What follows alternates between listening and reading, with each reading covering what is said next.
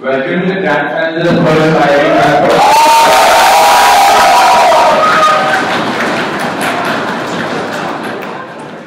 Sharing the grand final with me, Mr. Arindrajit.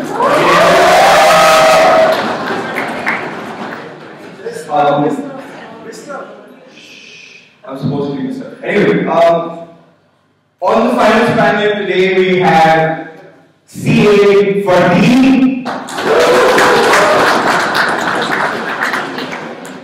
We have condescending Behar. We have Vikram. We have sanitizer man Madhav. We have Akash on panel. Another local boy, Sankal. Gaurav on panel. Adithya. And I will be sharing everything.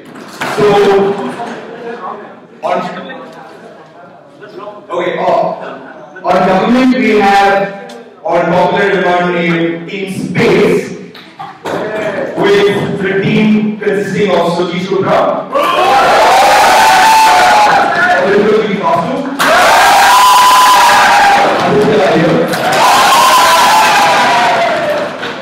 on opposition we have Team Organized, the team consisting of Ina, Sanchith, and Ramya. So the motion for the grand final of the IIT KGP PD 2016 is: this house supports organized begging.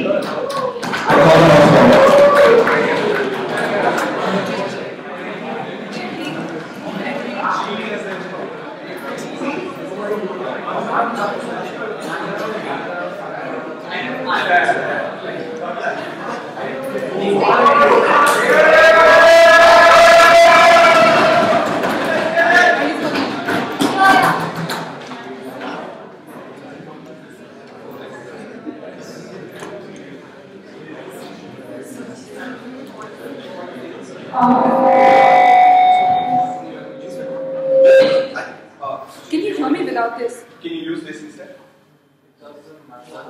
No, but am I audible without it? Like Yes.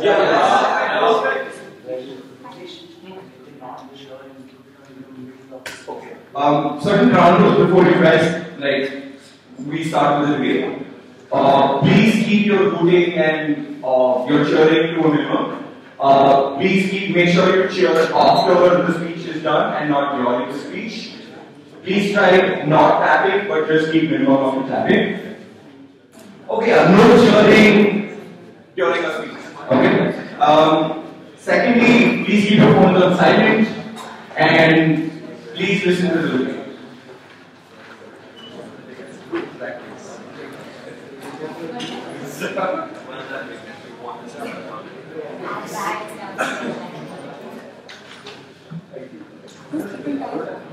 Who's keeping time? That's that one.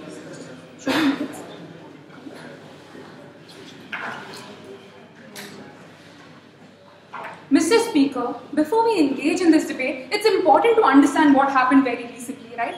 Fact remains, in India, we have something called the anti-begging law, right? Which in fact, very recently picked up a man from the road and jailed him. A judge in the Supreme Court jailed him on the premise that he had a long beard, was wearing torn clothes, and generally appeared like a beggar, right? This is in fact representative of what the culture of begging in India has come to be like. And this is problematic on 3 grounds. First, the beggar is an oppressed individual in society today. He is someone whose rights are not recognized. But on a second level, the right to engage as a citizen, to have things like his right to self-actualization are taken away from him. And third and most importantly, the negative image you create of a beggar as someone who is necessarily marginalized, but perhaps more importantly, as someone doing something that is a bad thing, whereas this bad thing is the creation of the state itself, right? And we believe that the first step to correcting this historical wrong is really simple, right? You support organized begging. But having engaged with that, let's come to the first constructive in today's debate. We'll tell you what is society's prerogative.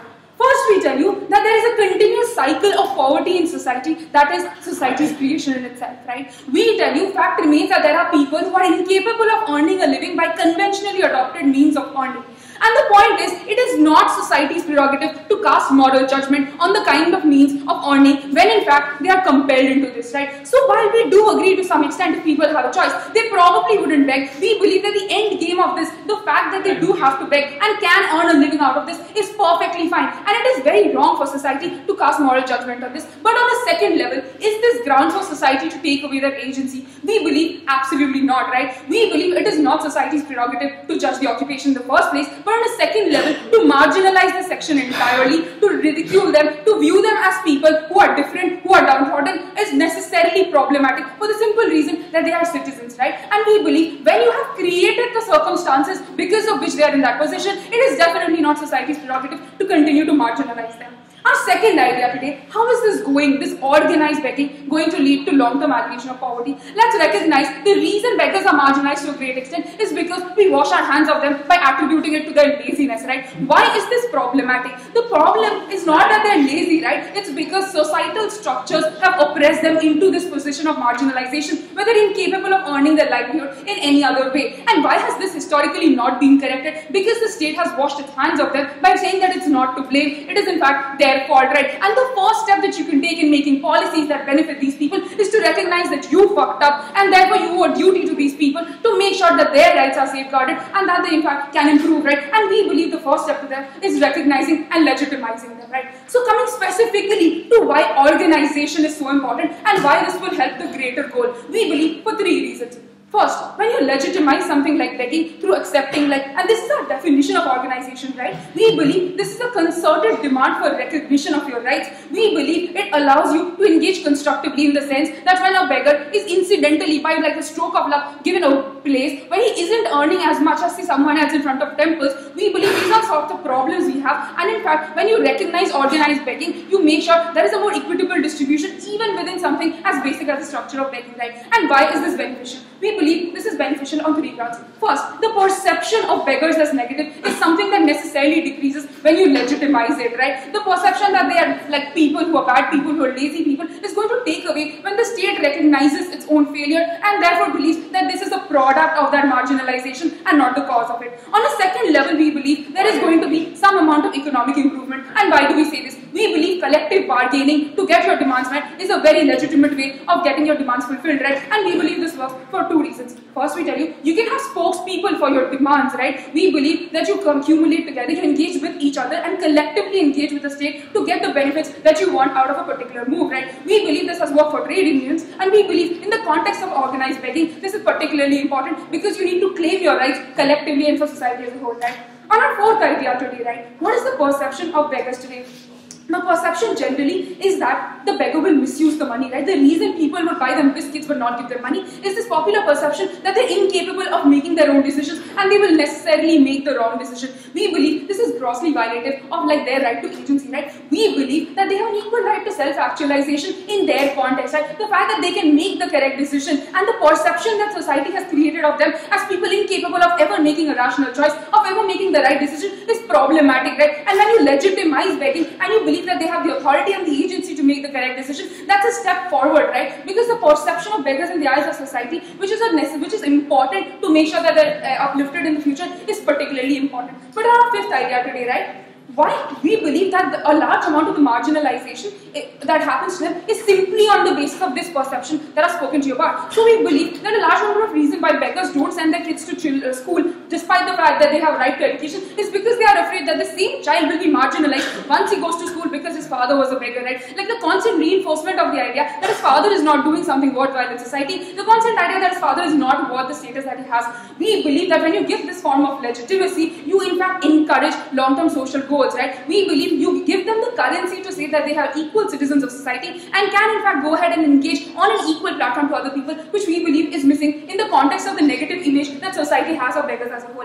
Sixth idea, why do we not believe this would suddenly make everyone beggars, right? And this is really important. We believe this for three reasons. A, People always inherently want more. Human psychology is such that you're never happy with the sort of things you have. You never want to stagnate, particularly true of the poorer people who always look forward to what the richer people have and want to gain the more and more things, right? And this is why we believe just because you're allowing some people certain rights, they will not want to stagnate and remain poor forever or just go by on the basis of begging. On the second idea, we believe that they will necessarily want to do it because they want to climb the social ladder. We do not for a moment, when we say like supports begging, say we actively encourage them to become beggars, right? And this is a distinction that is really important. We believe that in today's scenario, you have professions that are viewed in greater light, but you also have legitimate professions. We believe that when professions have a higher like value attached to it in terms of like how much respect they have, how much currency they have, we believe beggars recognize those as well, right? Which is why, despite the fact that they have legitimacy, they always have incentive to try to climb the social ladder, right? Which is why we believe, because society has historically fucked them over, and the product of the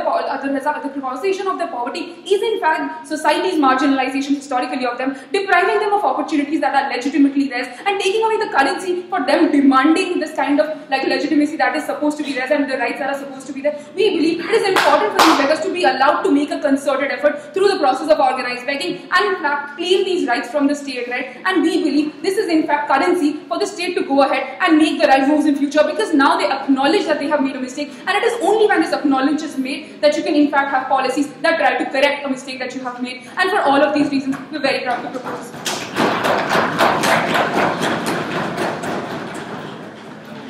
The next on the stage, we invite the deputy opposition to start off on.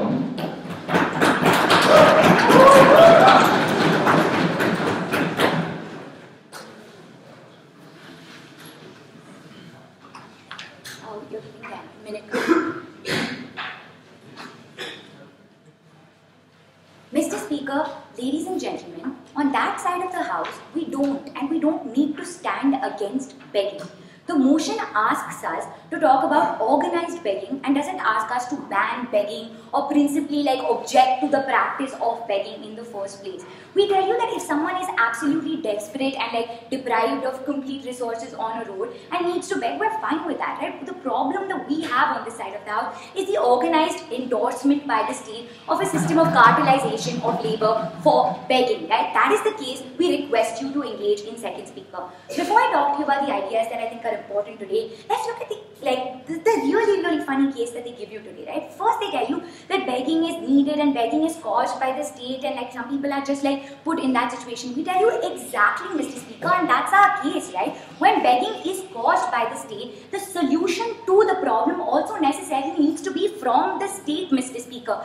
Therefore, we're going to tell you and explain to you why we think that by legitimizing cartelization and organized begging, what the state is actually doing is washing its hands away from the problem and saying that now we have made you a collective of beggars, right? And now we will not look for ways to tangibly employ you in the long run. We think this is really problematic and we request them to engage. But they have a second idea, right? Where they tell us that organized begging is basically equitable distribution and cartelization. We tell you that that is what we're against. The hierarchy that forms within a cartel and the problems of cartelization within organized begging is the problem that they have to engage with. But third, and the only idea that actually came in through Prime Minister's speech is the idea of collective bargaining, right? That now within a system of organized begging, you will finally have that collective bargaining power. Two responses to this, Mr. Speaker. First, we tell you that a beggar in this model is not just a beggar, right? They have other identities as well, like their identity on the basis of caste, like their identity if they eventually are employed as a worker in a union, in a factory, right? We tell you labor unions are extremely important ways where people actually uphold their bargaining power and further their rights, right? We tell you that through your identity as caste, voting, like your voting parties like basically prioritize those interests because you have that identity. We don't think that like beggars need to become like a vote bank in society, and we think that's really problematic that they choose to run with it, right? But secondly, our response to like collective bargaining and a political voice is which beggars in this organized begging cartel actually have a voice, Mr. Speaker. Who are these beggars? Will it be the women beggars in this cartel? Will it be the Dalit beggars in this cartel? Will it be the not physically strong beggars in this cartel? We think not, Mr. Speaker, and we therefore tell you that this voice is not a legitimate voice and we stand against it, right? But on the final idea that they tell you that the beggar tag is somehow greater on our side. Mr. Speaker, we think this is ridiculous because now by the state legitimizing, endorsing organized begging, what this necessarily does is puts a beggar tag on the father that Suchi talks about as well as the son as well as his daughter, because now everyone in that paradigm is tagged as a beggar and no one else, right? We think this is really problematic. But like enough rebuttals, let me talk to you about the 4 ideas that I think are extremely important in this debate. First, our organized begging shifts the burden to solve a state-caused problem of poverty on individuals rather than the state. Second, the poor will not look for employment anymore. Third, the narrative fed to middle and upper classes in society will cause them to give less money to organized begging cartels. And fourth, organized cartels will be concentrated to certain marginalized communities that have been oppressed in power structure. On the first idea of state-caused problems, right? We tell you that what this does, it makes it, the model that they're suggesting actually makes begging permanent, right? In our model, what happens is that if someone needs to beg out of absolute desperation, they do so for 6 months, but then look for employment. What this does is makes them like a permanent employed beggar, Mr. Speaker.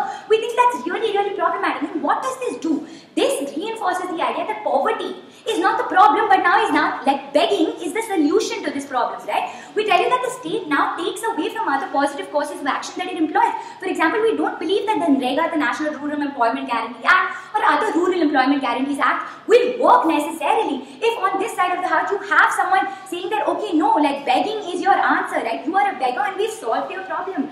And why? Because they are now already employed and the state thinks that they've like solved the problem, right? We also tell you that in developing countries where we assume you have to set the house, we think that these countries and these economies are transitioning from capitalist to communist modes always, right? They're struggling in this transition. And we tell you that this reinforces the idea upon people that, you know, beggars are beggars because they don't work hard, right? They're lazy guys who sit on the road and don't deserve to like make money. We tell you organized begging, permanent, completely concretizes that and makes it permanent, which like begging in general doesn't do, right? Because you're endorsing that message on this side of the house. We tell you that all forms of positive legislation are diluted and the state washes its hands away because now they think that this is the solution. On the second idea about the poor will look for employment, now will not look for employment more. We tell you, Mr. Speaker, this is really, really important.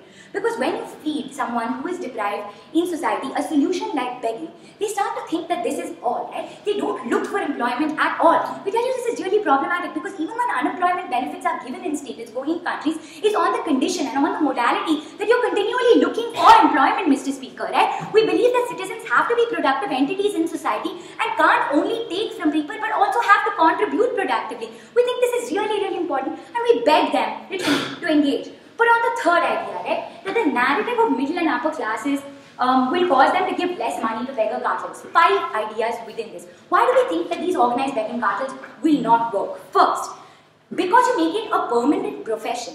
The middle and upper classes in society now start viewing these beggars as people who have made a choice to beg, Mr. Speaker. We think this is really problematic and now people are like, they could have been working but now they choose to beg so we will give them less money, right? Second, that they deserve to be poor, Mr. Speaker. Third, that money now goes to only higher people in the hierarchy in the cartel and not to the people who actually need it. People give money to poor people less when they think it's not going to the people who need it. Fourth, that they could have worked, they had that option but they chose to be a part of organized begging.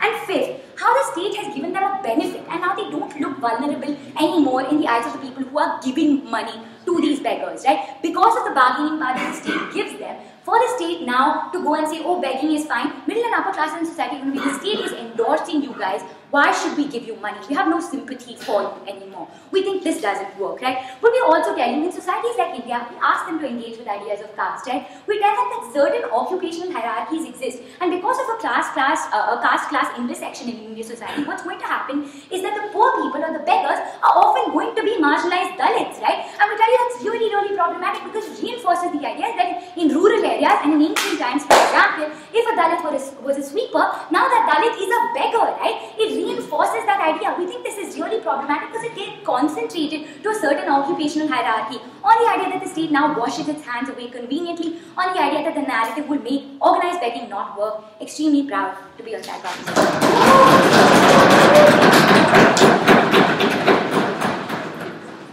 Next leader of opposition for the speech, we invite the Deputy Prime Minister to extend with the update.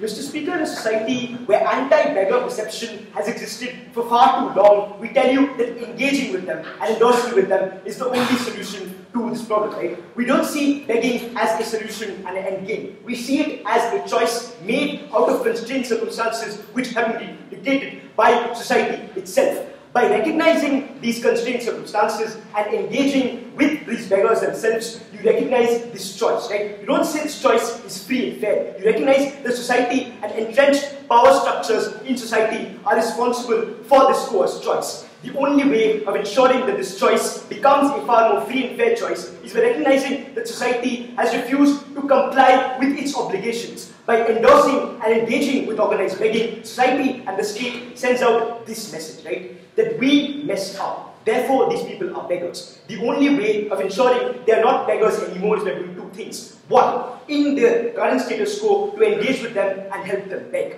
But by also imposing this obligation on ourselves, we impose a far wider obligation to ensure that they are not beggars anymore. The thrust of our case is that we have not engaged with them for far too long because we think that they are lazy or they are fools and all of that. We change that by endorsing organized begging, by recognizing that these people have rights and recognizing that these people have the right to campaign for rights. Therefore, we win this debate, right? Let's a few rebuttal first. The idea of why collective bargaining is so good. Because, as Ira points out, there are various identities within beggars themselves. But the fact that you are a beggar, the fact that you've all been a product of unfair societal structures should be a unifying factor. So a beggar should be a Dalit, a woman, and all these people should be part of this collective bargaining group, right? When you bargain collectively as a group, you are far more likely to gain rights and engage with people as opposed to if you bargain individually with your separate identities. We think that unifying them under one umbrella is important because they, at the end of the day, regardless of their various characteristics, they have one single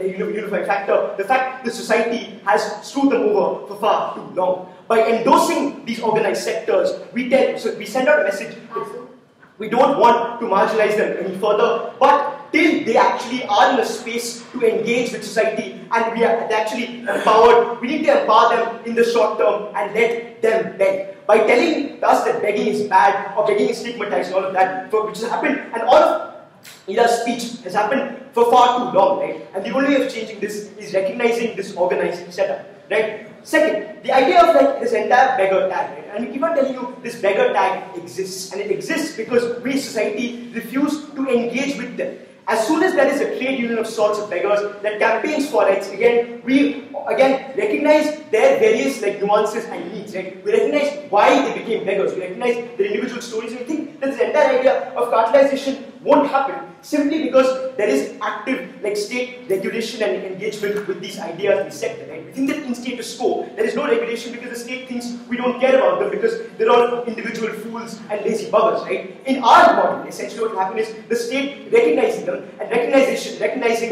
is the first step to regulation, right? And therefore, in the absence of organization, beggars will be individuals with varied identities, no collective say in society, no collective way of going about things, and therefore the marginalization will be much more. In history, the opposition to marginalization has been collective demand for rights. Right? Every single movement has brought people from very straight up society, very places and all of that to come together. The LGBT movement is an example of that, right? We think that collective bargaining is a far more important way of doing these things than essentially expecting beggars to challenge social structures individually and expect, What is the unique benefit that comes out of collective bargaining as a beggar rather than any other form of bargaining? Exactly, because we recognize that this and the recognition of this choice itself. Because all the beggars unified by the fact that this choice has been coerced for far too long, and this exercise of the choice with these constrained circumstances is legitimate, and that is why collective bargaining is good. All these diverse identities don't play a part in this analysis because of the fact that these beggars recognize the fact that societal structures need to be amended and they need to do it together because all of them have faced the wrong end of the stick together, right? Now let's look at why begging won't be permanent on two counts. One, they tell us that okay, no, it will be permanent because people will be lazy. We tell you that beggars also want to self-actualize. They're also human beings. So if they are a beggar, they'll be satisfied by getting 5 or 10 rupees. But in the long run, essentially after they're empowered with their 5 or 10 degrees and are given capabilities to use that money to do better things and ask for more rights, they'll be empowered even further to go on and do better things. So by engaging with them and negotiating with them and asking the trade union and the organized begging sector what exactly it is that beggars need, we attempt to understand them far more clearly. Right? Therefore, we don't think this idea that beggars, just because the beggars will want to remain beggars, because human psyche always makes you want more and self-actualize in the long run. Right? But secondly, we tell you that by society recognizing that it is social structure that has necessarily caused this begging, society will be compelled to essentially engage far more with the people who have been beggars, because we tell you that these entrenched structures has been offered to society. By doing so, we impose an obligation on ourselves to not only help beggars, but also to help them come out of this forced choice. We recognize the ability of this forced choice in the short run, but in the long run, we want to make this a far broader choice itself. Why do this debate? One, and finally, the shifting of burden on the state. Right? We think there's no burden on the state to do everything itself. We don't think that just because state and society is responsible for this, necessarily, therefore, state must fix everything itself. The state has an obligation to engage with these people and enable them to do these things for themselves and self-actualize. Right? There is no obligation on them to do everything themselves. Therefore, wherever we say there's a burden on state, there's a burden on state to engage with them and help these people out, self-actualize, not essentially do everything themselves. Therefore, this entire argument of burden on state fails. Why collective bargaining is good? Because it unifies all beggars under one single identity. Why begging won't be permanent? Because of human psyche. And finally, why this entire idea of state helping these beggars by engaging with them and recognizing their unique challenges is good. We will this debate. Thank you.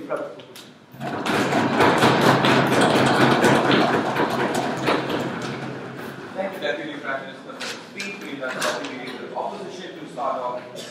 Continue with Hawkins.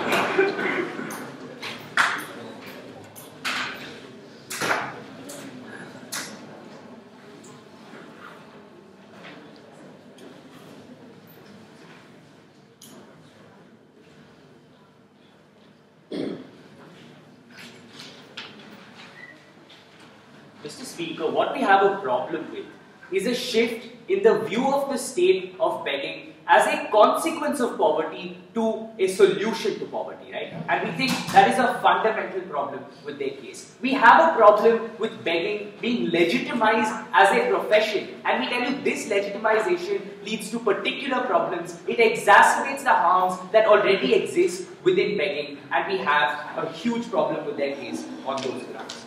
Before I look at my one constructive, which is the political identity of beggars and why creating this political identity is really problematic, let's look at some of the ideas we've heard from them on this debate, right?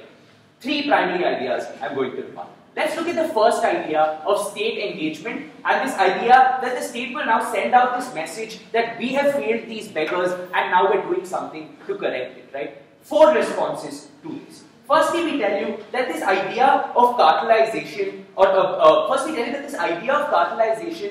leads to harms within the activity of begging, right? They claim that it leads to an equitable distribution of resources between these beggars. We disagree. We think this cartelization will lead to a fundamental hierarchization of beggars, with certain communities of beggars, like women beggars, or child beggars, or Dalit beggars, being necessarily inferior to other beggars. We don't see how this equitable distribution will happen. The second thing we tell you is that it dilutes the responsibility of the state, right? They have conceded in this debate that these people are beggars, these people are destitutes because the state has failed them, right? We tell you that since the state has failed them, the burden then must be on the state to try and provide a solution for them, right? And we don't think the state needs to give them like a magical solution, but we still think that the state needs to try, right? And we tell you it's really problematic when the shift of the characterization of begging within the state shifts from a consequence of poverty to a solution of poverty, right? Because then the state will just present organized begging as a solution to poverty, and then there is no incentive to engage with these beggars on their actual issues, right? There is no incentive to give them welfare. There is no incentive to create schemes like Enriga in the first place, because you just say, listen, we made begging an organized, legitimate profession for you. You guys are now people who are working and making your own money. We don't have to take care of you anymore, and that's really problematic. The third response we have is that we don't want the state to engage with these people as beggars, right? We tell you it's really fundamentally problematic when you reiterate this idea that the only way these people can legitimately engage with the state is as beggars. It reinforces the idea that these people aren't entitled to rights in the first place, but that they have to beg for rights from the state, right? And we tell you that's a huge problem that we have with their case. The fourth problem we have is that this makes this tag of beggar a permanent tag, right? When you legitimize this profession and you make it like a cartel, like an organized profession, you create this permanent tag of being a beggar, right? And we tell you that you will now be identified with this community of beggars, and that's really problematic,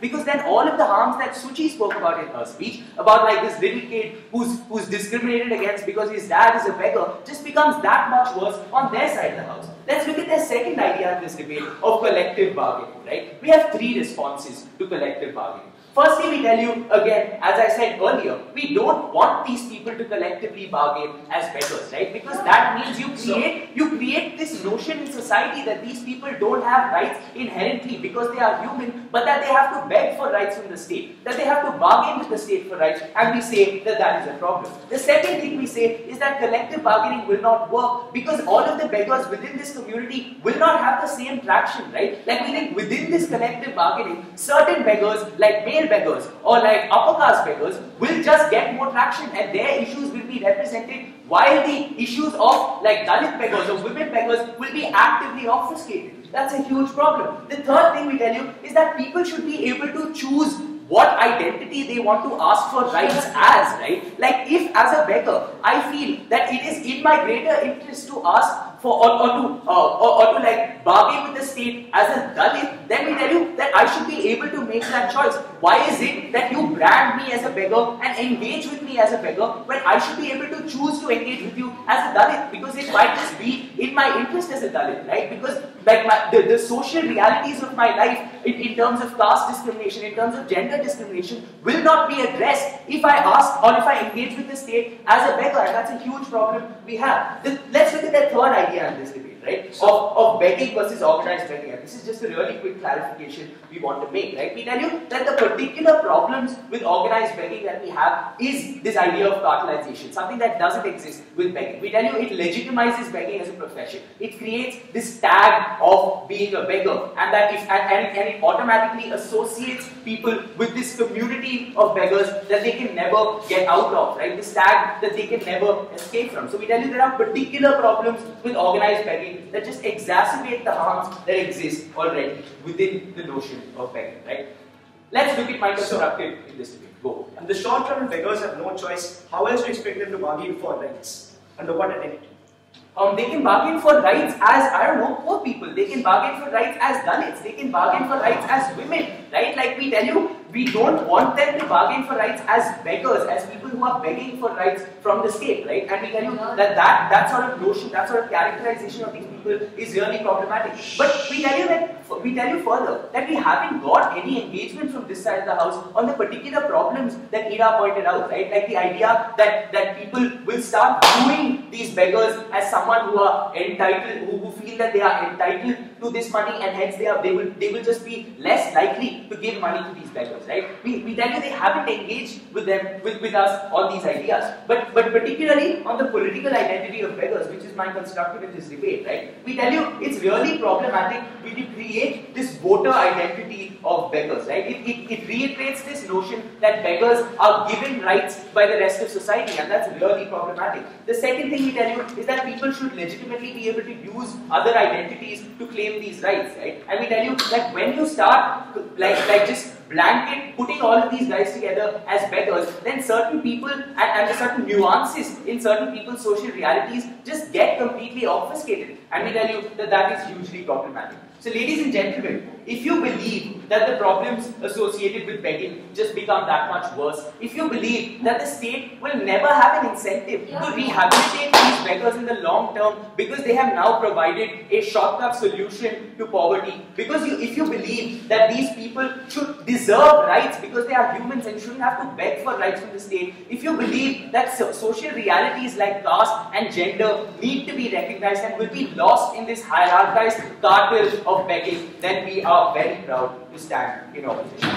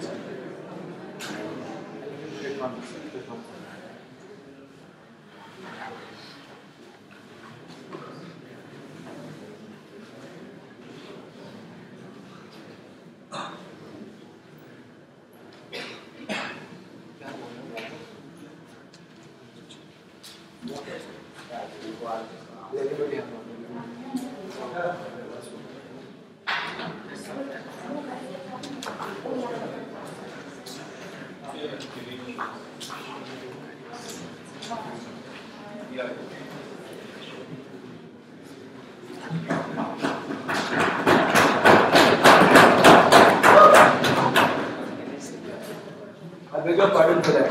Mr. Speaker, they say that when Basu asked Sanchith the POI as to how else will they do this in the short run, he says they can do this, they can ask like this, they can claim rights in this manner. It is this approach that has led this community to be marginalized as a specific, specialized and particularly neglected community, despite the identification that ERA ascribes to them as a caste, as a community, as a gender, and all of these things we believe are important to tackle in this debate. Lots of rebuttal, let's get straight to it. First and foremost, they talk about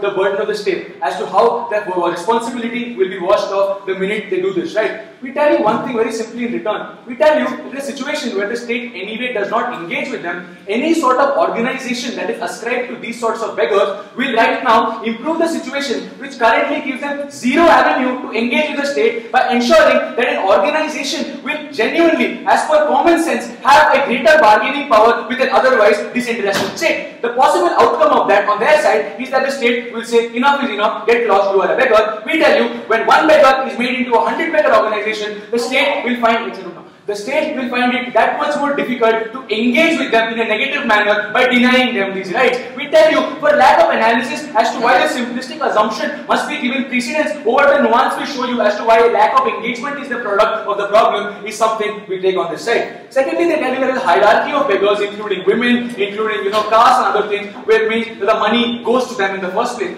We tell you, yes, that exists right now. What are you doing about it? We tell you right now the fact that despite organizations existing, despite movies like Traffic Signal telling you that these problems are tangible and happening today, the state decides to wash itself off this burden because of the simple fact that the state has no avenue, the state has no guts to engage with this because they are the so-called marginalized begging community. This identity, we agree, is one that is ostracized in society, but this identity will gain greater legitimacy in terms of bargaining for more rights from the state, and we tell you that this is something extremely important in the longer game, which I'll come to actually alleviate this problem of begging. We tell you that is very, very important in this debate. We tell you the hierarchy is something that is essential, but that is something that is also endemic to all things in this situation, right? But this hierarchy is not bettered in their system, where they give you examples like Manrega, which by the end of it is a bad example. I take you in a bit.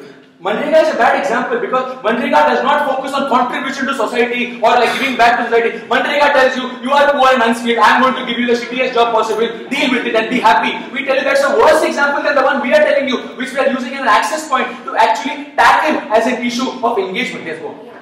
Okay, so collective bargaining power for beggars is not necessary if poor people in our model are now eventually employed and can actually work at legitimate labor unions and ask. Those who are working there are working there. Those who are not, we tell you, some of them take to begging. What is the problem? When a municipal commission van comes and sweeps the entire platform of people because of the fact they're sleeping there and that they're begging there, they don't consider whether they are women or Dalit. They don't consider that they are a vote bank because of the simple fact that these people are marginalized even from that discourse, ladies and gentlemen. The fact that they are ostracized to such an extent that the state cannot ever engage with them meaningfully meaningfully, despite the other handicaps that Srinira pointed out, and I correctly agree with, that these handicaps exist. However, the state meaningfully never talks to them about it because the state has no incentive to, which brings me to the next rebuttal. They talk about how society, and they talk about how the middle class, for example, will look down upon these people as people who are taking from the system, mooching off the system, giving nothing in return. One response to that, society already thinks that, but secondly and more importantly, society thinks a very important thing, that the state does nothing for these bastards and that is why they are begging. Now we tell you, it will send out a message that society believes that the state is actually now engaging with them in a manner that people, like common people like us, will feel that at least the state is discharging some burden of improving that access point, Mr. Speaker. Last point of rebuttal is that, okay, so we tell you that in terms of vote bank politics, right? We tell you that there is only one Indian politics is in a situation where people will take anything for political gain. We tell you even in such a desperate and dichotomous sort of a setup where performance and politics are clashing, we tell you even in that paradigm, Mr. Speaker, these beggars have zero problem solutions, right? They have nothing that they get from the system. Even during the political campaign, the first thing that a ministerial candidate would do is sweep the floor of beggars and ensure that the roads are clean. It is that kind of a rhetoric that has generated this lack of agency in this particular paradigm. We tell you that there are certain themes in this debate and certain clashes, which is why we take this. Firstly, on the idea of choice, we concede that the manufactured consent aspect to this cannot be ignored. But we tell you that within that paradigm, there is certain legitimacy that exists within that choice, which means that this legitimacy must open up avenues of engagement between the government and the begging class. We tell you that this is not an ascription of identity to them that must be permanent. We tell you this is an access point that will create the furthering of welfare mechanisms for these people. We tell you this will also alleviate the problems they point out in terms of how cartelization is having a problem, in terms of how other identities are coming in the way of their problems, and we tell you that this ascription of identity in terms of unionizing begging or organizing begging or recognizing these already existing organizations will at least give state the mechanism to deal with them in the short run and give state the avenue to actually talk to them about their problems. Secondly, we tell you that what is the long-term solution to this? So this has been a sort of a clash in this debate. What do you want to do with this? Where do you want to go with this? How does it end? We tell you very simply, right? We do believe that in the long run, begging should be done away with in terms of the fact that society should not force it on somebody. We aren't casting a moral judgment on someone who doesn't want to work. That's not what we're saying. We say that this should go in time, but we tell you that everything is a step-by-step process. We don't tell you that this debate is about upliftment measures for communities that are disadvantaged per se. This debate is essentially about how you make that difficult first step, which the Supreme Court of India has denied to these marginalized people. How do you make that engagement with them? And that is the first step, Mr. Speaker. We will take their case when they say that, alright, you must do more for them. We would love to include them in Manrega. We would love to know where they want to work. We would love to give them schooling, love to give them education. But at this stage, the first step is to know how many of them are there, where all they are there, where are they from, and what do they want to do. How will I know this in the absence of organization, Mr. Speaker? In the absence of characterization to this regard, how can I by any amount of analysis that they say that beggar is a bad tag, beggar is an unfortunate incident, begging is something we condemn. We do all of those things, but Mr. Speaker, we tell you, we ask them a simple question. You've done a very good job of compartmentalizing your rebuttals and telling us how we are bad. Tell us one alternative of what is happening in this regard. How does it matter that when we tell you that these are real issues that require attention now, why are you not letting us make the first step? How is this first step causing more harm than already exists? Compartmentalization of communities, identification of diversity, across diverse backgrounds, all of these things exist, Mr. Speaker. There is nothing new that they pointed out will come as a natural outcome of this. This legitimacy of begging or this tag of beggar will not be the lucrative CV opportunity for people to actually go and not work. We tell you that unemployment also has these riders, but yet it is not exploited because people do not enjoy this sort of a tag. People have an intrinsic motive to release themselves from this tag, and the first step to that is legitimizing organized begging. And with that, we believe that for the fact that we've given you incentive to go with us for the fact of engagement, for the fact of prioritization, and finally, for the fact of no alternative coming from their side, we tell you, don't believe Manrega, don't believe anyone, give them a voice and then decide for yourself.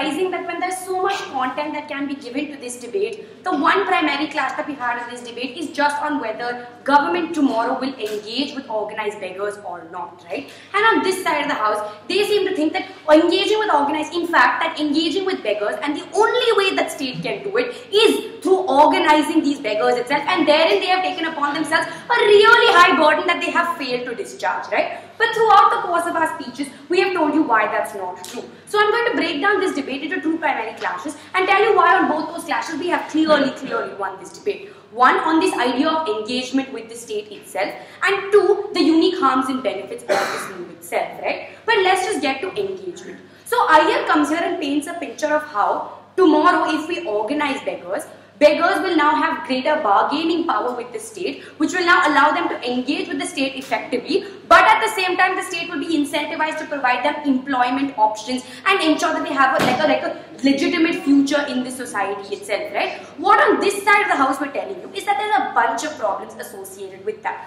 Why is that? First and foremost, the minute you organize them as beggars, you give them a permanent identity as a beggar itself. And why is that problematic? Because even in their paradigm, when they come and say that, hey, most beggars will still be like whatever, employed, and the remaining beggars that aren't employed can still organize themselves and collectively bargain with the state, we tell you they cannot do that because these remaining beggars who aren't employed still have that tag of a beggar itself. And that means that they do not have the requisite bargaining power with the state. They cannot engage with the state on the other identities that they possess. That is so much more and takes away from the choice of them being able to use these other identities to engage with the state itself, right? And we find that deeply problematic. But what's even more problematic about this organizing the state, about organizing beggars, is the fact that the state now has literally no incentive to engage in any welfare schemes for the poor itself, right? And why is that? Because the state now literally just washes its hands off these beggars. They tell these beggars that, hey, yeah, we recognize that you are a beggar because of product of circumstances, but at the same time, and here's like a ridiculous contradiction. They come here and tell you that, yeah, on first speech, begging is a product of circumstances, but the later two speeches they say it's an active choice and whatever else that it is. We tell you that the minute you tell them that you are a product of circumstances, and therefore when you organize yourselves, that is the solution to this, to what circumstances have done to you, to what has made you poor. You tell them that the state has now done its job with regard to you, that this is the end of it. And what this in turn means is that literally no welfare schemes are going to be given to them. Literally nothing is going to be done by the state to tell them that that literally we care about you and that we want you to be productive members of this society, because they now legitimize begging as a profession, right? And here's where our choice analysis comes in. We tell you that the minute you organize beggars and you give them the legitimization of begging, you tell them, and the perception that you create in society is that they have now made a choice to become beggars, and begging is now viewed as a legal profession, right? What the perception that it creates in society is that people now do not view these beggars as products of circumstances, but in fact exacerbate the perception that they are lazy people who will just opt into organized begging as a profession, continue to capitalize on the sympathy they generate, and just industrialize the whole thing and claim money out of it, right? That is the perception that the state furthers, and we are against that. And a bunch of reasons why we're against it. A, because people, middle class after 5, middle class and upper class, will not give them the money that they need, even when they're really destitute and really desperate, because this is the perception that the state itself has endorsed and created. But B, and more importantly, the state literally will not do anything more for these people because they have washed their hands off it and they are done with it, right? And we have a whole bunch of problems with this. But more importantly, we tell you, okay, before I go, yeah. Ma'am, the tag and the perception exist today. What will more information about their problems do worse for them than good? Okay, here's where you're mistaken. Throughout two speeches, the characterization we have given to you is that the perception that exists today is that beggars are destitute because the state has failed them and because circumstances have failed them, right? What this means is, therefore, is that the burden to solve their problems is upon the state. But the minute you organize them into beggars, you tell them to literally just disregard the circumstances that they were bred into, you disregard the failure of the state, and you tell them that no, now you have made a conscious active choice to become a beggar, and that is the only tag that you will continue to have for the rest of your life. When a government comes and tells you you can use this tab for collective bargaining, we tell you that's literally not true, right? Why is that not true? Because they have a bunch of other identities that now they don't have a choice to adopt and ask for more rights for, right? But more importantly, it tells beggars that you now literally have to beg the state for rights, that the state does not recognize that you are possessed with certain inherent rights that they are to grant you just as individuals. They tell you that the only way you can come and ask and engage actively with us for a failure that we have committed is when we categorize you and tag you as beggars for the rest of your life, right? And on this side of the house, we're not okay with that. But let's move on to the second clash of this debate, which were the unique harms and benefits of organizing beggars itself, right? We even gave you a bunch of unique harms which they have not engaged with at all. But the one unique benefit that they come here and tell you about organizing beggars is that in granting them this alleged collective bargaining, you are spreading a message of inclusiveness, right? We tell you, how is that a unique benefit that you grant when you organize beggars, right? We tell you that this collective bargaining exists when they are allowed to co-opt into the other identities that they have and use them to bargain with the state for rights and other things that they want, right? We tell you that this message of inclusiveness is not unique to them just being organized, right? This message of inclusiveness needs to be adopted by the state just by virtue of them being individual beggars itself, right? But apart from that, we told you a bunch of unique harms that they really haven't clashed with. We told you that it legitimizes begging as a profession and it tells people that you now view begging as a choice and not a product of circumstances and allows people to tell the state that it's okay to wash their hands off this problem. Second, it literally means that less money is given to these beggars itself, right? Which means that even if people are more humanist and sympathetic to the cause of destitution, now what will happen is that people will be fed a different narrative that tells them that no, I am just being exploited by a bunch of lazy people who just want to organize themselves because they're not willing to get employed, nor will they actually get employed because the state is going to do literally nothing to get them employed, and therefore they're just they're just capitalizing on this alleged sympathy that I possess. But third and more importantly, the existing system of begging already works in a system of hierarchy, right? You do have that in a certain area, there is one person who they get these beggars to walk around every time there's a red light and ask me for money, and that money goes to him. What's going to happen when you organize is this hierarchy is going to get exacerbated, and that in fact is a problem whenever you cartelize anything, right? And we have a problem with that. There's going to be inherent hierarchies, and in fact these hierarchies will pan out in really dangerous ways because you will entrench existing power structures the minute you organize beggars. You will tell them that yes, Dalit beggars, women beggars will now still continue to be on the lower end and continue to be subjugated, and for all these reasons I'm very, very proud to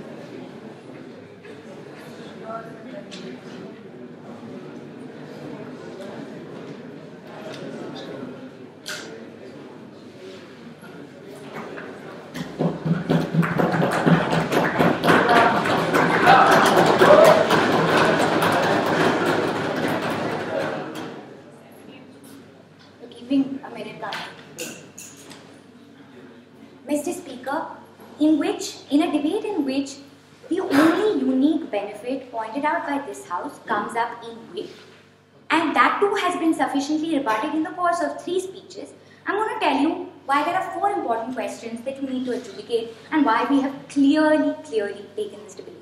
First, on which side will the government engage better with the poor? Number 2, on which side is the long-term benefit of the beggar or the poor person better served? 3, will organized begging actually work? And 4, unique harms and benefits that come with this move, right? On the first idea, on which side will the government engage better with the poor, which was their entire case, and I'm telling you, their entire case was collective bargaining power, right? So they tell you if they're entirely organized as beggars, now they have an identity and will be able to use this collective bargaining power. What did we tell you to that, Mr. Speaker? We told you that the end goal for the state who have created the problem of poverty is not to solve it by making them beggars, but in fact to make them employed, right? We've told you that that is the end goal, right? So therefore, what's going to happen is, out of these people who are unemployed, let's say a majority of them do become employed because that's the state's duty and its responsibility, and it has an incentive to act like that. So you can't tell us the process is slow, therefore like organized begging, right? We tell you that For the section of people who are employed, there are legitimate ways like labour unions to in fact use these things to bargain. For the people that aren't employed, that are Iyengar's favourite story, because he always talks about like the practical beggar on the road who is not employed, right? What do we tell you to that, Mr. Speaker? We tell you for even this beggar, they often have other identities that they can leverage in terms of this bargaining power. We've talked to you about other identities that are used by the state and are much more important for that beggar to use, because you're not begging for rights, but you're asking for the rights on the basis of a certain marginalization. But even assuming there is no such identity, we tell you that the end goal is still served better on our side of the house, because the end goal is to employ them and for the state to not wash their hands off the problem, right? They wash their hands off the problem and legitimize begging, which is really problematic, Mr. Speaker. So we tell you, even for that small section of people who aren't eventually employed, the state on our side has an incentive to make them employed, which completely is not there on this side of the house. We don't think they can get away with short-term characterization of how that beggar will now have a voice, right? Because that beggar will also have a voice as a beggar and is put in a permanent cyclic state of begging, which is harmful to that beggar. The end goal needs to be employment. On the second idea about which side caters better to the beggar, and on which side is this beggar happier? Again, only benefit, collective bargaining. What have we told you? We told you that now this beggar or this deprived person also has more faith in the state, right? Because the state is not washing its hands off this beggar's rights. What have we also told you? We said that the state it has incentives to work to make sure that this beggar is eventually employed, right? We've also told you that this beggar is better off on our side. Why, Mr. Speaker? Because now the beggar is not perceived as someone who has who has chosen to beg, but in fact someone who is marginalized because of their condition, right? Which is not what happens in this church. Once they decide to choose to beg, that is seen as the solution, and that's the end of the story. So what Iyer caters to and what this side of the house caters to is this deprived person continuing to be a beggar for the rest of their lives, which is not a very happy place to be. And the state washes their hands away from it. Mind you, we won these two clashes itself. But on the third idea of why will it work? No engagement from this side of the house on what we talked about in mine and Sanchith's speech about the narrative fed to the middle and upper classes and how the emotion of empathy that works to make begging successful is now reduced because people start viewing it as a choice to be lazy, right? So people don't want to give these beggars any money. We tell you that that narrative was not at all engaged with. So even if you, for some reason, choose to buy that organized begging is legitimate, how is it going to ever work, right? So they can't run collective bargaining power and get through this debate and even aim to win it. But other than that unique benefit that they pointed out, what are the harms that we've talked about?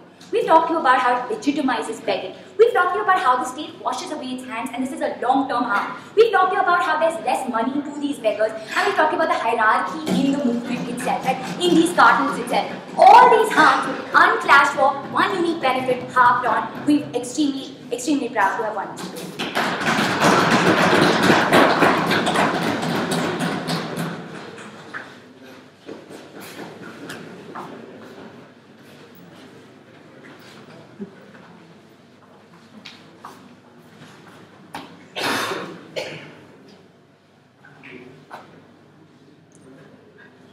Mr. Speaker, let's recognize that from side opposition, if their model, what they propose as like the middle classes empathy had worked, if the state had viewed individual rights as that important without collective bargaining, there would be no poverty, there would be no beggars, because that is incidentally status quo, which is where our model comes in. The fact that there is no access point for engagement with the state for the simple reason that these identities that they concede are so diverse that they do not have a unifying factor. And it is only when this unifying factor, this beggar identity can be capitalized upon by the state to in the form of organized like begging, it is only then that this access with the state happens, and it is only then that the rights are gained, right? So the four questions in this debate. First, does this create a beggar tag that they speak to you about? They tell you that, hey, yeah, of course it does. We tell you it exists in status quo to a worse extent, right? Because of the negative perception of begging as a whole. So while under their model as the beggar who's hated by society, we're telling you now the beggar is viewed as a person with rights, a legitimate person, and therefore this beggar tag incidentally isn't as negatively viewed as it is in status quo. But on the second, they tell you that other identities are ignored, to which we tell you, A, they're not mutually exclusive. You can be a Dalit beggar, and that unnecessarily Dalit doesn't overshadow beggar, or beggar overshadow Dalit. Why is this beggar identity so important, right? For the simple reason that in isolated minoritarian like identities that you have, you're not being able to gain the kind of traction you need to come out of this state of poverty, has been the case today. We tell you that when you unite your identities under this broad ambit of being a beggar, and you collectively bargain, yes, collectively bargain for your rights, that you gain any form of benefit from the state, right? So on the this idea, does this create a beggar tag? We tell you no, it exists, but in fact it improves the tag by telling them that they are legitimate people capable of being granted rights, being granted currency, whose demands need to be recognized. On the second question, right, will their rights be better represented? We both agree that rights need to be represented, but they tell you use other identities, and incidentally Sanchith says use the identity of poor people, right? We fail to see what the difference between like a poor people's identity and a beggar identity is, right? But one rebuttal to that, right? What we've told you today is A, this alleviates the prejudice that you have against beggars in the first place. On a second idea, you can't pass the kind of moral judgments that you pass today because you recognize this is state fuck up, right? Therefore, we tell you necessarily how trade unions work is exactly how this is going to work, right? Just because they're beggars begging for rights, trade unions function on collective bargaining because they also beg for rights and get their rights fulfilled, right? Which is when they tell you beggars will suddenly become like begging for rights. That's necessarily false, right? Because that is how any right is gained in the first place, through collective bargaining and through like asking for rights. On the third question today, will the state wash its hands, right? And this is where it becomes really funny. They tell you the state washes its hands because it gives you like this collective bargaining tool. We tell you no, the state, this is the first step in the state recognizing the failure that it has made. In fact, it additionally paves the way for more collective measures because these beggars are now bargaining for these additional measures, right? So they are asking for more policies, they are asking for more like assistance to them by virtue of collective bargaining, which the state could previously ignore, but now can't because there are thousands of beggars asking for these same rights under a unified identity, right?